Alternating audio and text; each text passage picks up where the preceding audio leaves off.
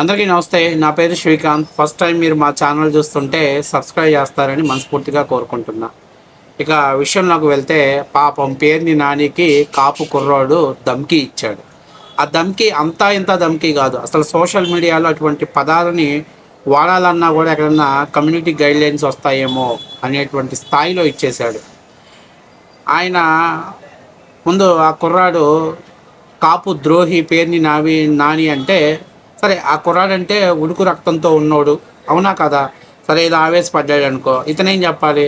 అరే బాబు, ఈ ప్రభుత్వం వచ్చాక మన కాపులు ఇబ్బంది పడుతున్నారు, బాగా అన్యాయంగా ఇబ్బంది పడుతున్నారు. ఎందుకంటే ఈయన ఒక రాజకీయ నాయకుడు, ఒక ఎమ్మెల్యే, మంత్రిగా పనిచేశాడు, ఒక ప్రజాప్రతినిధి. ఎంత గౌరవప్రదమైనటువంటి భాషను ఉపయోగించాలి. అలాంటి భాష కాకుండా ఫిల్టీ లాంగ్వేజే వాడాడు. అవతల వ్యక్తి కూడా అంతకంటే అద్భుతమైనటువంటి ఫిల్టీ లాంగ్వేజెస్ని యూజ్ చేశాడు. అంటే దీన్ని బట్టి అర్థం చేసుకునేది ఏంటంటే, మీరు ప్రజల్ని పాలించాల్సినటువంటి మీరే విచక్షణ కోల్పోతే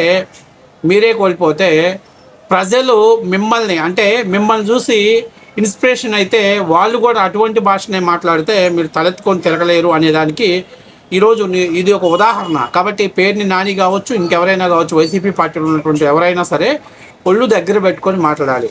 ఏమోలే, మాకు అధికారం ఉంది, మేము ఏమైనా పీకుతాం, మేము ఏదైనా మాట్లాడతాం, మేము ఇంతే మాట్లాడతాం, మేము పెద్ద పోటుగాళ్ళం, మా నోళ్ళకు జనాలు భయపడతారు అని కానీ మాట్లాడగలిగితే ఖచ్చితంగా రానున్న రోజుల్లో ప్రజలు కూడా ప్రజల నుంచి ఇలాంటి వాటిని ప్రజల నుంచి ఎదుర్కోవాల్సిన పరిస్థితి ఏర్పడుతుంది. సరే, అసలు అక్కడ ఏం మాట్లాడారో, ఎందుకంటే నేను అక్కడ అవి పబ్లిష్ చేసేటువంటి వర్డ్స్ కాదు, నేను తర్వాత దాన్ని క్లియర్గా ఎక్స్ప్లెనేషన్ చేస్తా. ఆ వీడియోలో మాత్రం నేను బ్రీఫ్ వేస్తాను, ఒకసారి చూడండి.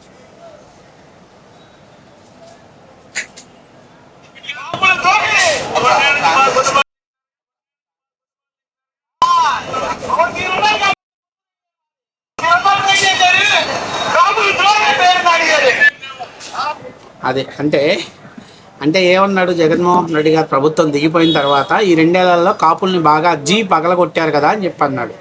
మరి అవతల కుర్రాడు కూడా ఇప్పుడు రాజకీయ నాయకుడు, ఆయన ఒక భాష హోందాగా గౌరవపదంగా చాలా పద్ధతిగా మాట్లాడాలి. మామూలుగా అలాంటి భాషని 2 ఏళ్ళ నుంచి మీకు ఈ ప్రభుత్వంలో చాలా ఇబ్బంది పెడుతుంది కదా, కాపుల్ని ఇబ్బంది పెడుతున్నారు, కేసులు పెడుతున్నారు, లేదా దాడులు చేస్తున్నారు, సరే ఏది వాట్ అబౌట్ మేబీ ఆయన ఆ భాషలో వాళ్ళకి చెప్పుంటే బాగుండేది. ఆయన ఏమన్నాడు, అందుకే నా 2 ఏళ్ళ నుంచి పగల కొడుతున్నారు అన్నాడు. అందుకే నా పిల్లడు ఏమన్నాడు, మీలాంటి సన్నాసులు ఉన్నారు కాబట్టి, మీలాంటి వెధవలు ఉన్నారు కాబట్టి గత 5 ఏళ్లలో జగన్మోహన్ రెడ్డి గారు మమ్మల్ని మింగారు అని చెప్పేసి మాట్లాడారు. అవసరమా పేరుని నాని?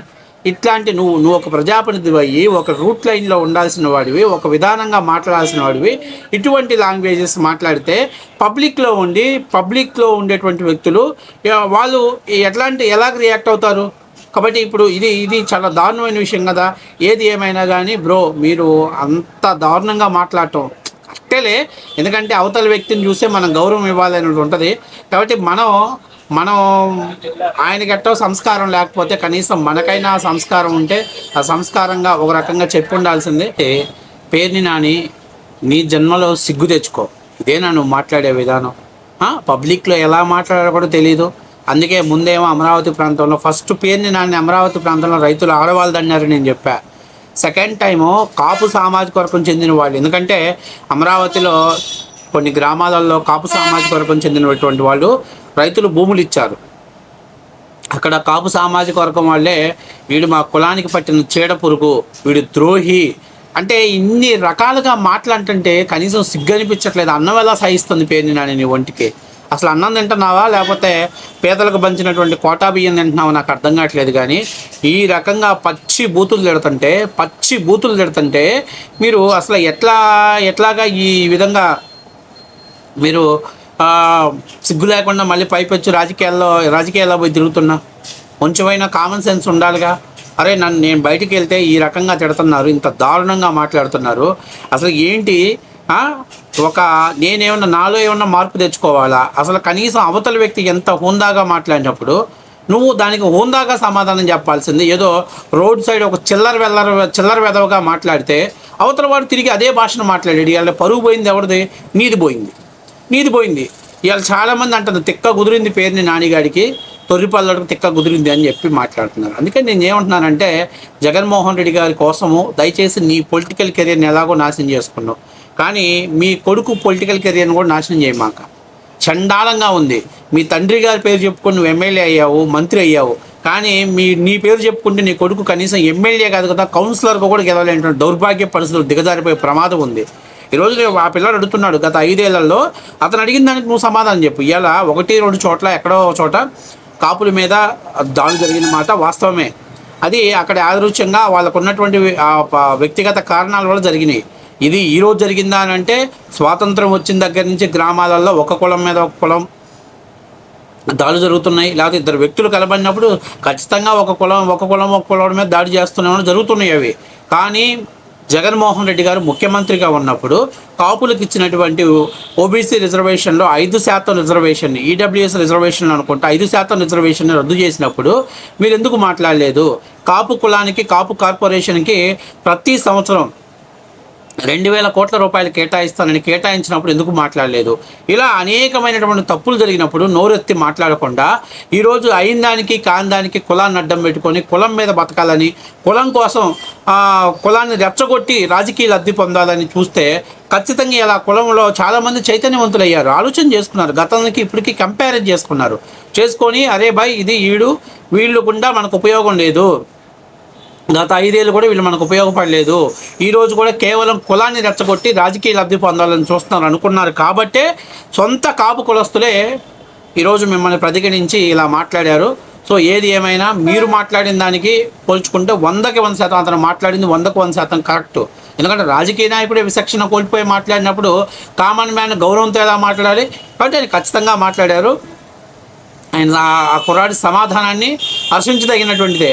అంతేకాకుండా నేను ఒక ముఖ్యమైన విషయం చెప్తున్నానంటే ఇప్పటికైనా అరే బయటికి వెళ్ళేటప్పుడు బ్రష్ చేసుకొని వెళ్ళు. ఎందుకంటే నోరు కంట్రోల్లో పెట్టుకుంటే చాలా బాగుంటుంది. అంతేగాని ఎట్లా పడితే ఎట్లా మాట్లాడితే, ఎలా పడితే అలా ఒక రోడ్ సైడు ఒక సాధారణమైనటువంటి నీ అమ్మ నీ అక్క అనుకునే పదాలు కానీ మాట్లాడితే అక్కడి నుంచి వచ్చే రియాక్షన్ కూడా అలాగుంటే అలాంటి సిచ్యువేషన్లో ఎక్కువ పరువు పోయేది, డ్యామేజ్ అంటే పరువు పోయేది మీదే అవుతుంది. కాబట్టి ఇది ఒక అనుభవంగా తీసుకొని, ఒక పాఠంగా తీసుకొని ఇంకెక్కడైనా ఈ ప్రెస్ మీట్లో కూడా ఈ జొల్లు కోతలు, అతి మాటలు, వ్యంగ్య ప్రసంగాలు బంద్ చేసి సబ్జెక్ట్ పరంగా మాట్లాడు, సబ్జెక్ట్ పరంగా ప్రభుత్వాన్ని ప్రశ్నించు, సబ్జెక్ట్ పరంగా ప్రజల సమస్యలను ప్రస్తావించి తప్పనిచ్చి ఏదో వైసీపీలో జగన్మోహన్ రెడ్డి మెప్పు కోసం ఆ పార్టీలో ఉన్న సరైన గుర్తింపిస్తారని అనే ఆతృత కోసం ఇలాంటి చెత్త పనులు చేస్తే ఇదిగో ఇంతకంటే దారుణమైనటువంటి ఫలితాలను అనుభవించాల్సి వస్తుందని నేను పేరుని నానికి అంటే ఇది ఎట్లాగో మారడు, ఇది జన్మలో మార్పు అనేది రాదు. ఏదో చిన్న రిక్వెస్ట్ చేస్తున్నా, నాకు తెలిసి ఈ రిక్వెస్ట్ కూడా బూడిదలో లేదా బురదలో వేసినటువంటిదే అవుతుంది. ఎనీహో ఏది ఏమైనా ఇలాంటి లఫుట్గాళ్ళకి అలాంటి వ్యక్తులు కరెక్ట్ అయిన సమాధానం చెప్పాడు.